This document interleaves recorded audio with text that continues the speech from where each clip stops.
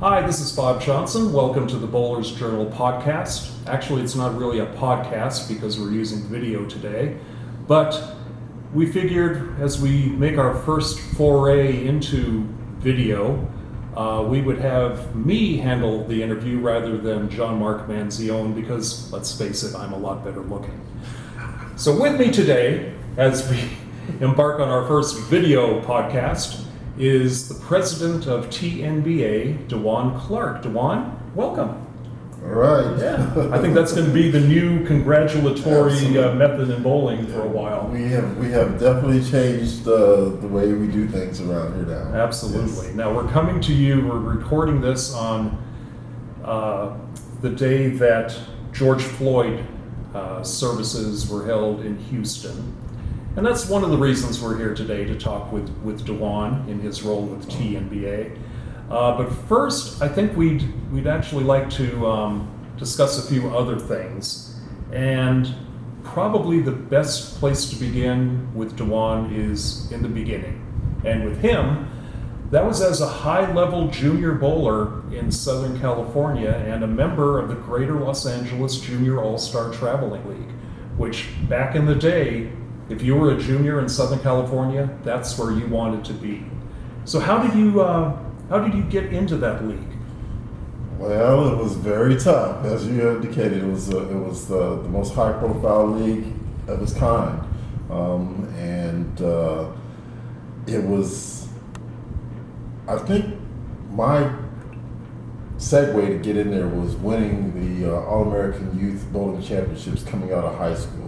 So I was a high school senior, and they had that championship tournament that it was a predecessor to the Coca-Cola and the Pepsi tournaments and things like that came afterwards. But so I won the state championship. I beat Greg Lewis out in the title match, which is kind of, and went on to notoriety and went to Oklahoma City to represent the state of California for AAYB as an AAYBC finalist. So that, I think, was the as well as performing well in a couple of JAT tournaments. JAT being Junior Amateur Tour? Absolutely. Which was a tournament club that was brought to Southern California by Mickey Coletti. Absolutely, great guy. Yes. And that was that gave you, it honed your skills as a competitor, and it gave you the platform to really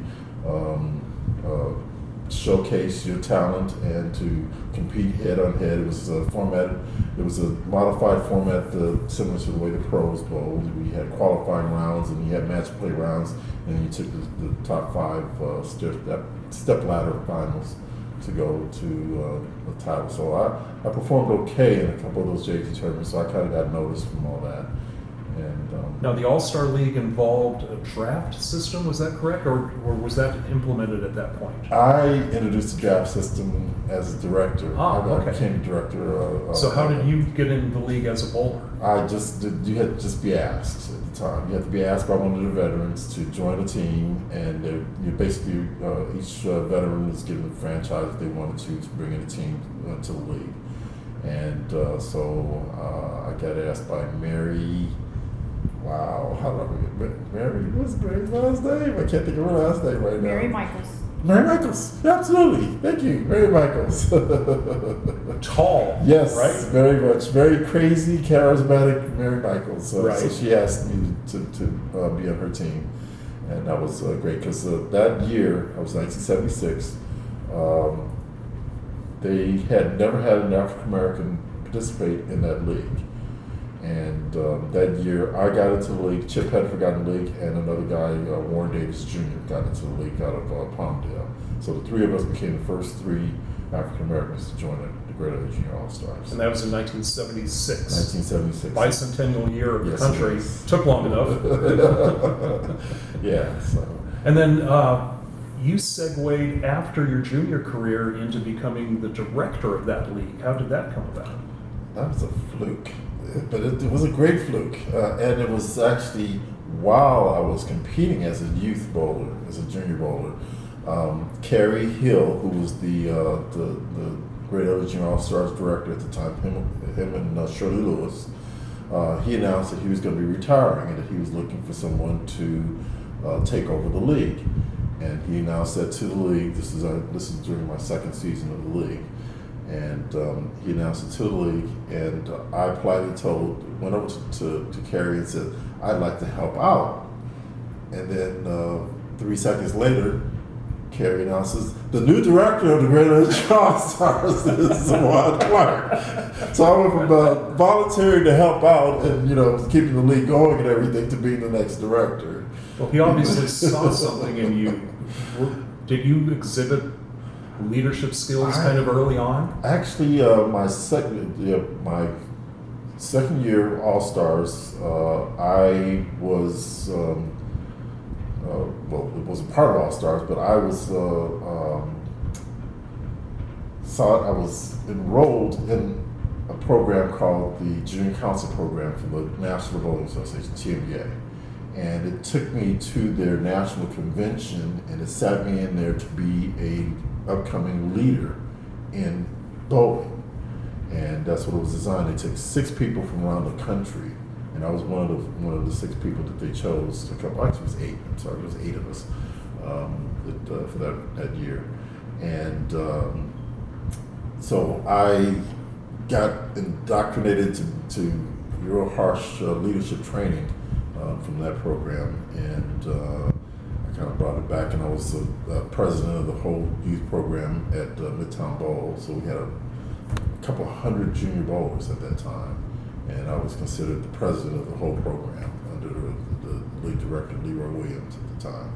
So we'll be talking about Midtown Bowl in just a few minutes. That was a special place in Southern California bowling history. Yeah. Let's talk a little bit about the people you bowled with and the people you directed in the Greater LA Junior All-Stars. Yes. Why don't we start with Mark Baker? Mark Baker, yes. Clearly one of the most raw, talented bowlers that I had ever come across. And I've seen some, the Greater LA Junior All-Stars, we breed elite bowlers. That's what comes out. You go to into that program, and the majority of the people that come out of the program tend to be an elite class bowler, not just so you really get to the superior level. And he is probably top 2-3 of the 1,000 members that I've actually entertained and seen. He clearly was the most raw talented, had so much, he's a character. He was a character. He just recently did an interview, and I kind of taunted him in his interview a couple of weeks ago, and he identified himself. He's not shy about it, saying that he was a jock, because he was a jock in high school, a real prolific basketball player, a baseball player, and everything in high school, but he carried himself just like you would see the typical jock in high school walking around. That's how he carried himself on the lanes, on and off the lanes. So he was very, very arrogant. Like I said, he doesn't mind disputing that. And yet he's had his ups and downs in his adult life, but has bounced back from some very difficult times, and now is one of the most respected coaches in the country. Absolutely, yeah. Extremely talented. Yeah. Well, how about a guy I know pretty well, Randy Pedersen? Oh, yeah. You go first, and I'll tell you a Randy Pedersen story. Randy was a little younger, but he was nicely talented. I wouldn't actually put him at as high level as Baker. And he honed his skills as well after his youth career. But he was also, one of the things that I noticed is that many of the talented bowlers are multi-sports talented. They seem to be very, very good at a lot of sports. And Randy was also a very good basketball player too. I remember he played a game, high school or YMCA, something like a game at the Forum before the Lakers.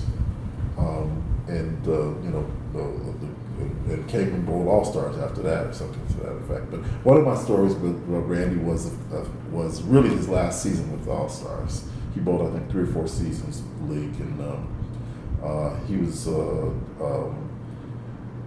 bold, and then he kind of took off, went out of town for a couple weeks or so. So he missed a couple weeks of the season, and then he came back and continued bowling and everything. And after about 4 or 5 weeks or so into the season, he disappeared again. And we were looking on ABC Wide World of Sports, and there was this little tidbit about this player that qualified in one of they used to have qualifier rounds, or what was I guess what we call it, PBA qualifiers, and he apparently won the PBA qualifier in New York while he was bowling in All Stars. Oh, the PTQ. Yes.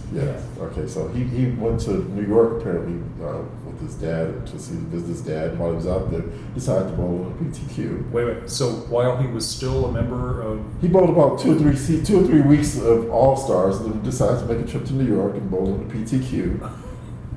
Won the PTQ, qualified, got into the tournament, made the top 24, and forgot to check his bowling balls, and got disqualified from the tournament. So he was in a substantial position at the time, and so they just made a note of the fact that this new kid, it was an 18-year-old kid that got disqualified for not having his balls checked. Randy Pedersen. We're up there hearing this on television, and he's up there missing All Stars in New York bowling the PBA tournament. now, So, did that effectively end his All-Star career as well? His All-Star career, his team had to forfeit all the games. It was a big mess. That was a bad week. Yeah. So. Well, since we're piling on Randy, I've got a quick Randy story. So I was aging out of juniors when he was still coming up. He's a few years younger than we are. Yes. And it was a JAT tournament. I'm guessing it was at Hollywood Star Lanes because a lot of JAT tournaments were held there. And it was the only tournament that Randy and I bowled in together. And in that particular tournament, I had my best tournament ever, finished I think in the top 8. He probably had his worst tournament ever, down probably around 15th, 16th. So I actually beat Randy Pedersen in the only JAT tournament we ever bowled in together. So take that, Randy. Great. Yeah. Well, you've got one more story before we move on, and that's about George Branham. George Branham III, absolutely. George was another, he was, again, an up-and-coming, emerging bowler, had talent, raw talent.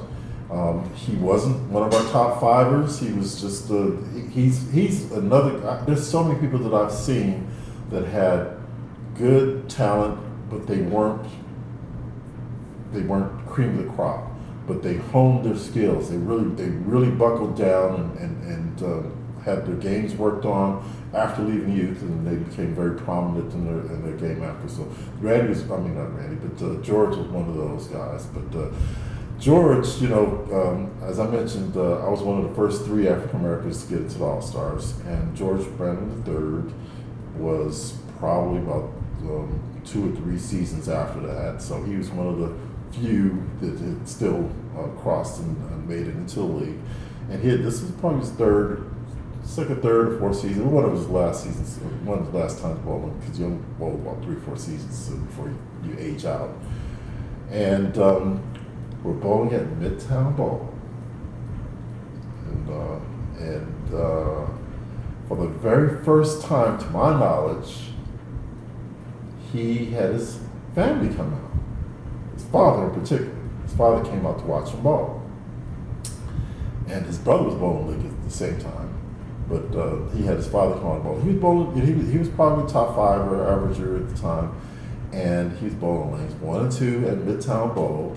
And he was always one of these really good sportsmanship that you probably want to give the Mr. Nice Guy award to, and everything.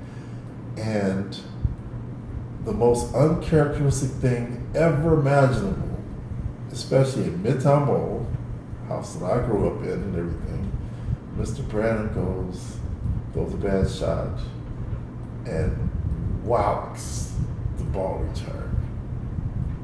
Wallace, the ball return in All Stars. And I'm the director, and I'm sitting there right behind him and watched it happen. There's one thing about me that everybody knew when I was running All Stars is I was a disciplinarian. And usually you get one warning, and the second warning you're out. But there's events such as that it was an immediate expulsion. So I had to take him off the lanes and suspend him for 2 weeks, right in front of his father. Ooh.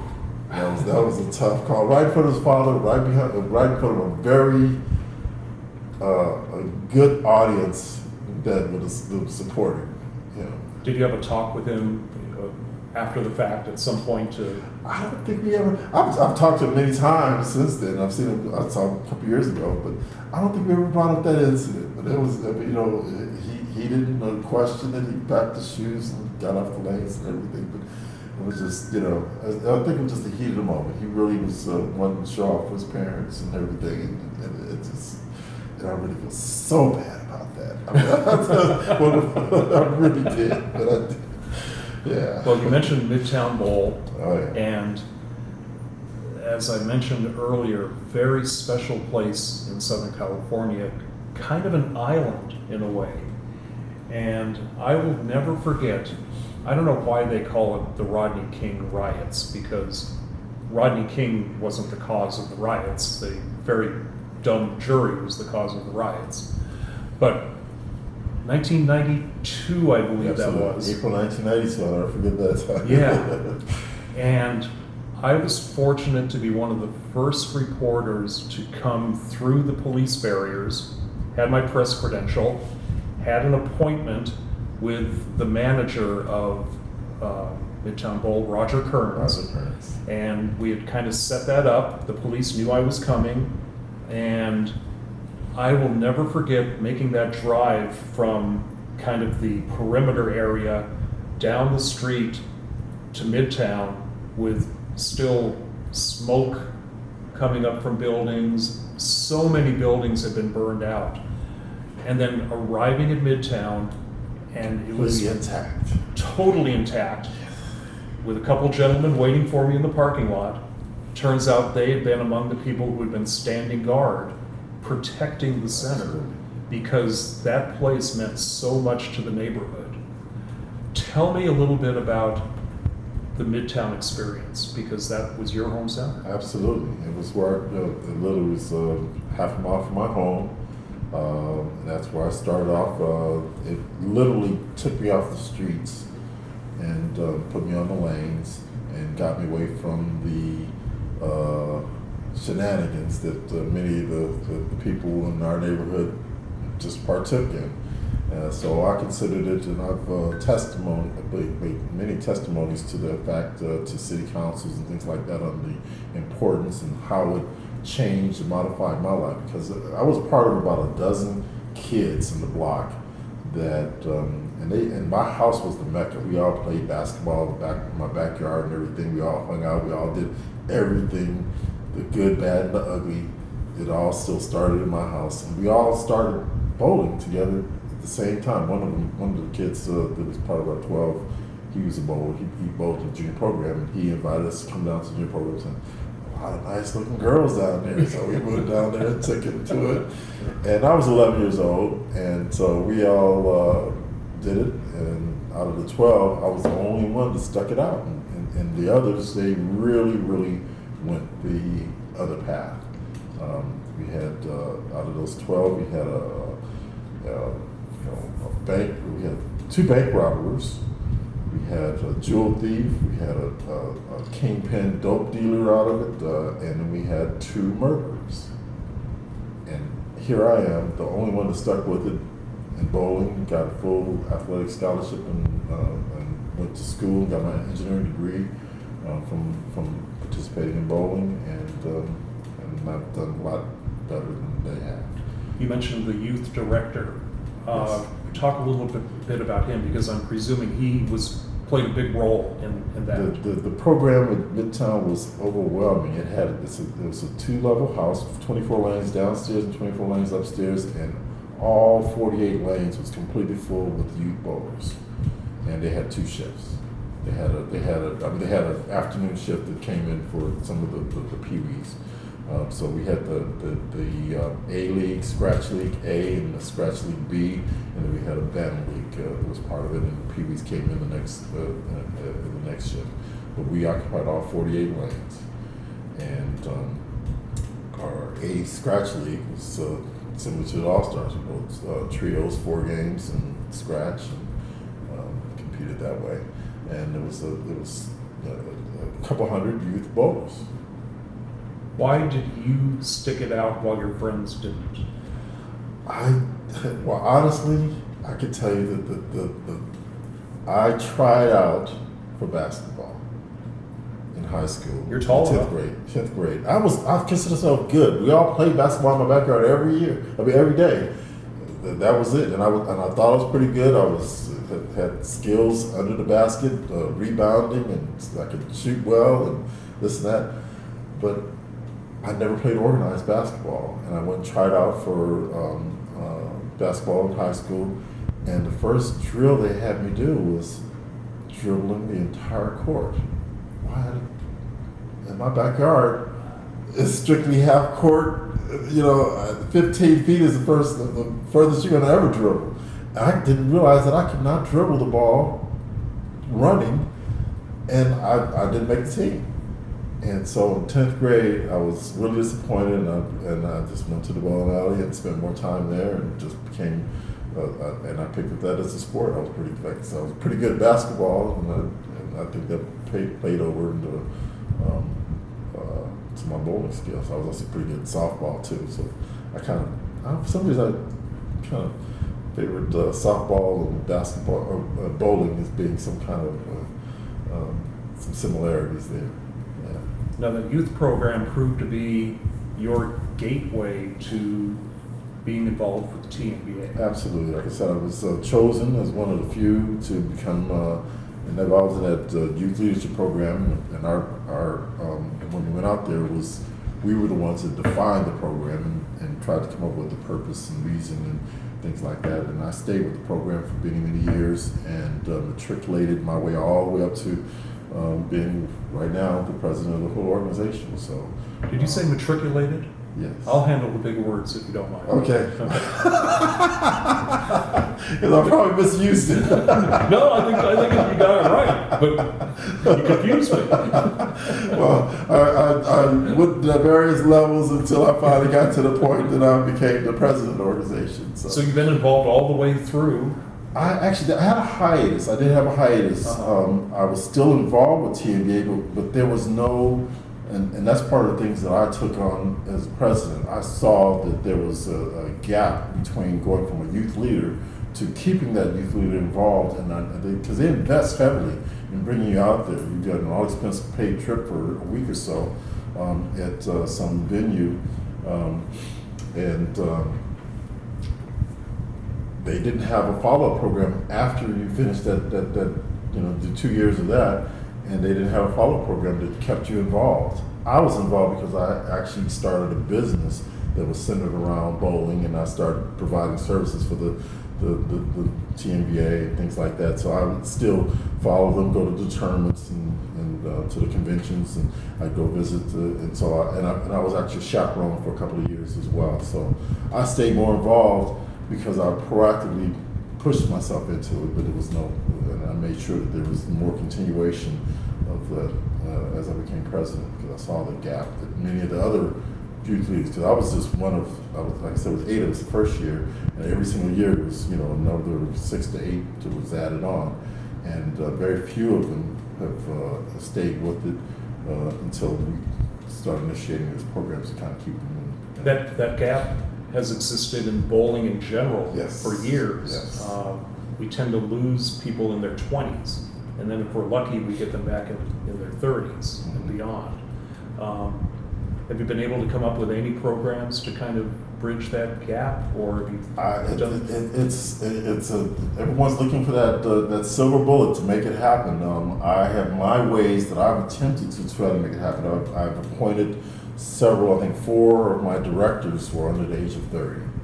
I have our chaplain, who was at the time when I appointed him, he was either 18 or 17. He became our national chaplain. I appointed our publicist of our, not publicist, but can't think of the term, but we gave her title, but she was under 30. Jasmine, Ashley Blakely, and I've appointed, well, 4 of my directors are under the age of 30. So that's what I've tried to do. And then we try to, I made it so that the youth leadership program, that they actually become active delegates. Before we were just brought there as a guest and as an overview. Now they can participate and actually go to the floor, address the organization, and vote. And vote? Yes. So, and then I also incorporated a program that allowed those youth members at the local level, that if they meet the criteria of being a youth leader, but aren't part of the youth leaders that come to the national convention, they could have a local youth leader program, that if they meet the criteria for that, they could actually bring those youth leaders as delegates to the convention in place of one of their other members. So those are the type of incentive programs I put in, allowing them so that between the ages of 16 to 19, they can come to our convention and be voting members. Really putting in some useful building blocks there. Yes, giving them a taste. What I said,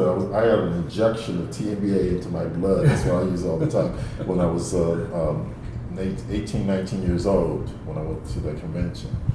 And so I'm trying to do that to many of the other youth and see if they can see if it sticks with them and get them involved. And I was still a very, very competitive bowler at the time. So it still allowed me to, I still competed well as well as did the leadership roles. You mentioned a chaplain, and one of the unique things about TNBA, I think, is it's really about fellowship almost as much as it is about bowling. It's a unique thing. Absolutely, it is a family reunion when we have we call it TNBA week, where we have a whole list of social activities along with the bowling activities that's going on, and our week is 10 to 14 days. That's what we call it. It's a long week. Yeah, so that's why we give it its own title.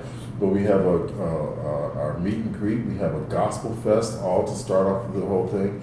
Then we have a memorial service, and then we go into our convention settings, and then during the convention we have a special luncheon that we introduce our candidates for king and queen, and then we have an awards banquet that we give out the massive awards for many accolades, as well as our Hall of Fame inductees, and then we have several real fun competitive bowling events, which include the Battle of the Sexes, and then non-bowling events. We have our celebrity golf tournament, and I've golfed 5 times in my life, and it's all been in that celebrity golf tournament.